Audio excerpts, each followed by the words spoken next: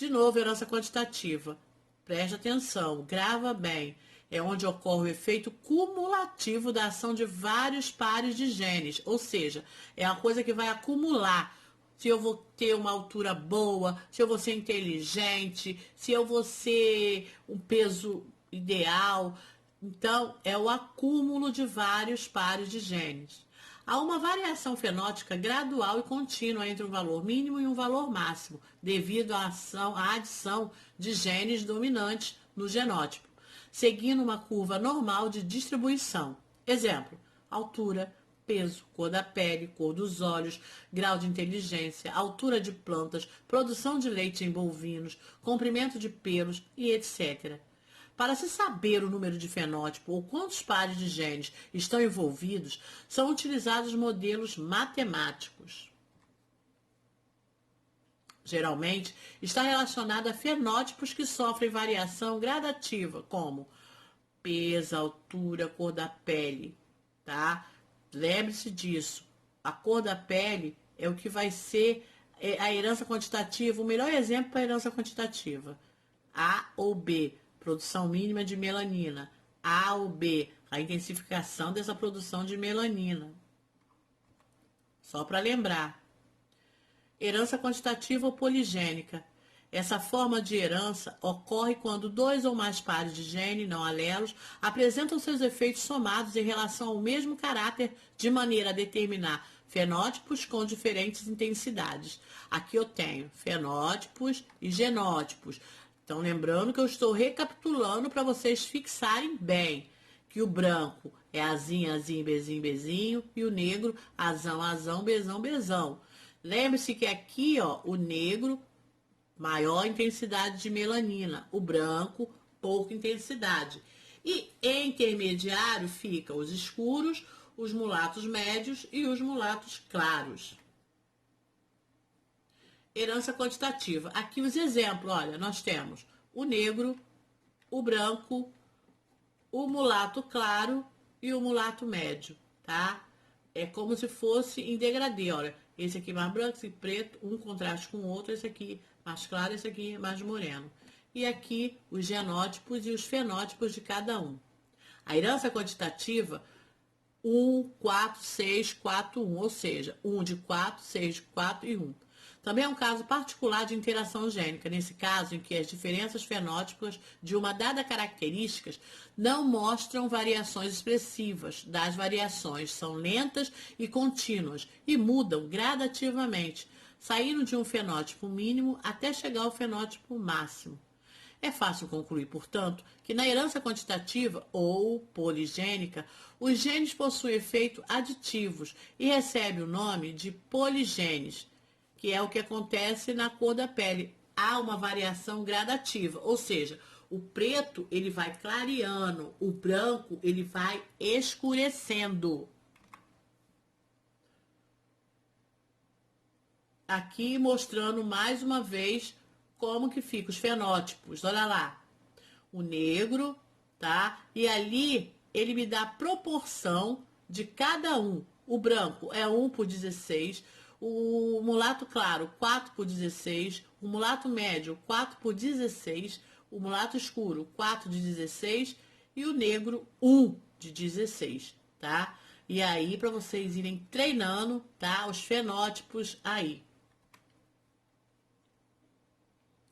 Um caso especial é o de Michael Jackson, tá? E eu botei aqui para vocês terem uma comparação. Na década de 80, ele foi diagnosticado com vitiligo, uma doença de pele. Alguns médicos especularam que o vitiligo pode ser tanto hereditário quanto decorrer de danos causados por substâncias químicas branqueadoras ao longo dos anos. O vitilígio deixa a vítima sensível ao sol. No fim dos anos 80, o dermatologista de Michael Jackson, Dr. Arnold Klein, o diagnosticou com lúpus discoide, uma doença autoimune que provoca o escurecimento ou o clareamento da pele no couro cabeludo. Michael também usa muita maquiagem e base pastosa para uniformizar a pele, o que faz parecer ainda mais clara. Então, ele era negro e com o passar do tempo, ele começou a ficar claro. Então teve muita especulação. Ah, ele não quer ser negro, ele está usando um creme para ficar. Mas tudo isso era por causa da doença, do vitiligo, que faz com que ele perca melanina. E com o passar do tempo, de tanto ele usar creme, passar tanta coisa, ele foi que corroendo, né? Até o nariz dele. E também fazia muita plástica. Então, eu botei isso aqui mais para ilustrar, para vocês terem um parâmetro quanto a isso. Herança quantitativa. Sabe-se que há participação de pelo menos mais um gene para gerar padrões de cor de olhos e também que a herança para esse padrão ainda não foi completamente desvendado. Logo será 1 para 4, 6, 4 e 1. Abaixo, os genótipos e os fenótipos quanto aos dois genes descritos. Só para lembrar que sempre a cor dos olhos, o mais claro é recessivo, o mais escuro é o dominante. Então, para a cor dos olhos também segue o mesmo esquema da cor da pele. Azão, azão, bezão, bezão, castanho escuro. Azão, bezão, bezinho, azão, azinho, bezão, bezão, castanho médio. Azão, azão, bezinho, azão, azinho, bezão, bezinho, castanho claro. Azão, azinho, bezinho, bezinho, azinho, azinho, bezão, bezinho, verde. Azinho, azinho, bezinho, bezinho, azul. Nota-se que o azul é o mais difícil, né? Está lá em último. Bom, fazendo todas essas comparações aí, fica a dica aí para vocês treinarem mais o quadro de Pinner. Pode usar esse aí, esse genótipo, mais esse fenótipo. E vai treinando. Em caso raríssimo, irmãos gêmeos nascem com cores diferentes em Londres. Outro caso aí que eu coloquei. Por exemplo, vocês devem conhecer alguns gêmeos que um é lourinho e o outro é moreninho. Ou um é branquinho e o outro já é mais moreninho. Sejam eles gêmeos idênticos ou não. E isso acontece muito. Não é dizer, um nasceu um do padeiro, outro do açougueiro. Não. Estão lembrados. A herança, olha lá, de repente, o cor do olho não sai no seu filho, mas vai sair no seu neto. E isso acontece também com a herança da cor da pele, a herança quantitativa, tá? Mães e pais de gêmeos com frequência penam até conseguir distingui-lo com facilidade. Para a britânica Carrie Richards, esse não será um problema. Bastará dar uma olhadela.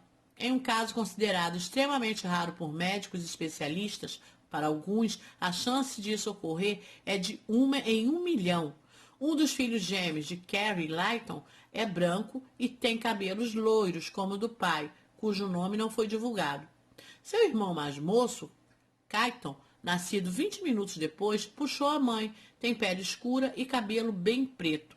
Tá lembrado? Eu falei que o recessivo é sempre, o preto é sempre dominante, tá? E isso é um caso raro.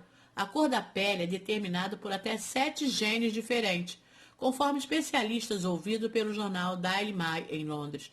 Acredita-se que a cor da pele de um bebê é determinada por até 7 genes diferentes que atuam em conjunto. Se uma mulher é mulata, como é o caso da britânica, seus óvulos terão genes capazes de gerar um bebê com todos os matrizes de negro e branco. O mesmo ocorre com o espermatozoide do pai, caso seja mulato. É extremamente raro, no entanto, que isso leve a um caso como o de Leighton Claydon. E aqui ó, os bebês, um branquinho e o outro moreninho. Um puxou o pai, outro puxou a mãe. Isso se o pai for louro, né?